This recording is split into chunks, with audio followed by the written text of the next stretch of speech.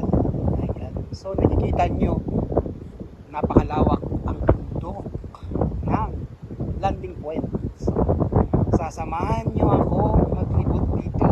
Lilibutin natin itong pinakamalaking bundok dito sa Nagcarlan, Laguna.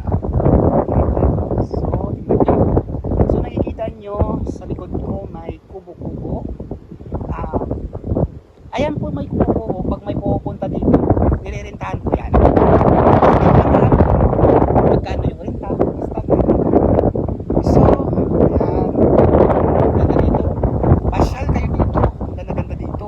Napakalawak. At saka yung mga pamilya dito nyo dadalhin.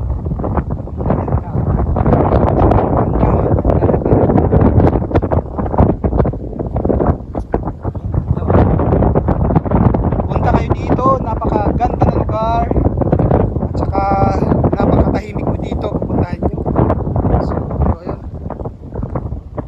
Kung may mga pag may mga ano kayo, mga puntahan nyo dito. At saka pasyal nyo yung mga jowa nyo, pamilya. Dito, tahimik dito. Pwede kayo magpunta dito. Problema kayo, pupunta kayo dito. Napakabis kayo dito. At saka kaya pinagpupuntahan ng lugar na pwede mag-isip dito na maganda na lugar, tahimik. Napakatahimik po dito. Malawak dito na lugar. At saka hindi mainit dito. Malamig. Parang ano dito, parang bagyo lang. Parang bagyo lang siya.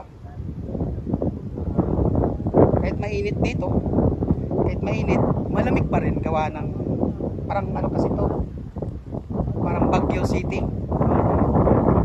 Nalayuan kayo sa Baguio City, dito na lang kayo pupunta ng ano, ng landing point kasi tsaka walang entrance dito. Walang mabayaran dito, walang entrance. Akit na kayo dito. Kailangan may sasakyan ka dito. Ano?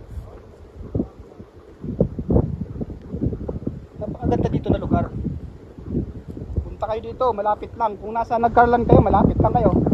Basta malapit lang dito sa Laguna.